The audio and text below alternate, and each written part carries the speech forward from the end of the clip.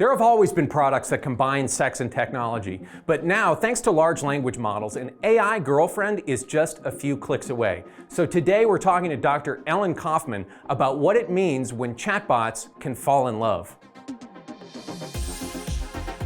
I'm Dr. Ellen Kaufman. I am a postdoctoral research fellow at the Kinsey Institute at Indiana University, and my research generally focuses on all the intersections of sexuality and technology, specifically technologically mediated intimacy with both human and non-human or virtual partners. People have started hearing a lot about these AI girlfriends. You know, there's Replika, I think is a really popular one. There's a bunch of others where you can have a romantic or sometimes sexual relationship with a chatbot that's designed for that purpose. Is this something that's actually new? I think in a way, you know, like we've been building technology that does this sort of thing for a long time, right? I think that we're in many ways very much primed for this technology based on the way that we've already integrated both AI and just sort of social technologies in general into our lives. So sort of the hardware has been a major component of our social lives and our romantic lives now for over a decade at this point. Most people are sort of used to using these types of interfaces, but we also, I think, have become really used to using sort of AI virtual assistants, things like Siri or Cortana, that have these sort of anthropomorphic qualities and that we interact with as if they are sort of social beings. So I think you're right that this isn't necessarily a new thing, but I do think sort of the pervasiveness, the accessibility of this, those sort of represent new opportunities.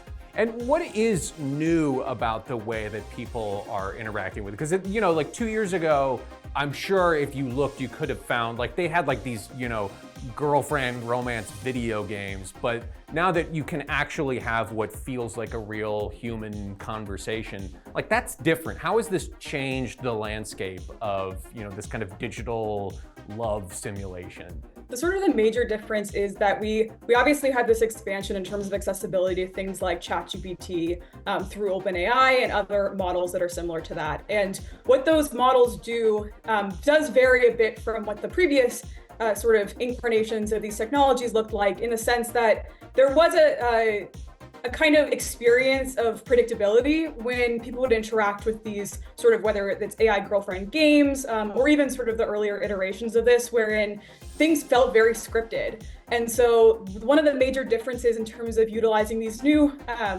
technologies is that it does offer a level of unpredictability in terms of the ways in which you socially interact with these chatbots, but it's also hyper-personalized. That's another thing that I think is really appealing about these particular technologies, is that they really are, or at least the models are learning from your interactions with them. So they become increasingly hyper-personalized. And that, I think, is really a difference in terms of whether these can provide the experience of emotional intimacy, for example, or create that experience for you. It's really a brand new thing, especially from the perspective of like slow-moving, careful academic research.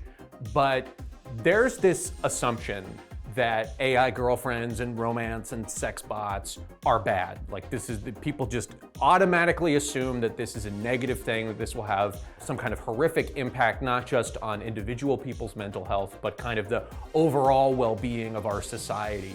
Is that true? Are sex bots a bad thing? Yeah, I think you really touched on it, which is that we really don't have the longitudinal research to support that. And I do think that is sort of the dominant alarmist speculation, I think. And I will say that I do think that there are elements of that discourse that really do speak to like how these potentially could be detrimental in terms of mental health, detrimental in terms of gender norms. All like those considerations I think are really legitimate.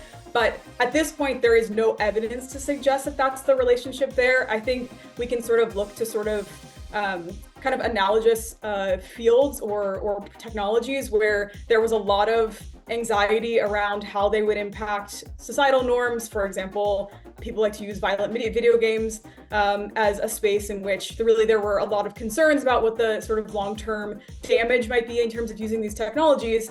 And I think from that research, what we see is that it really is a sort of individual thing, right? So there are some people who, using these technologies, it's going to be detrimental for their mental health. It's going to be very damaging to them long term. There are other people who it won't be.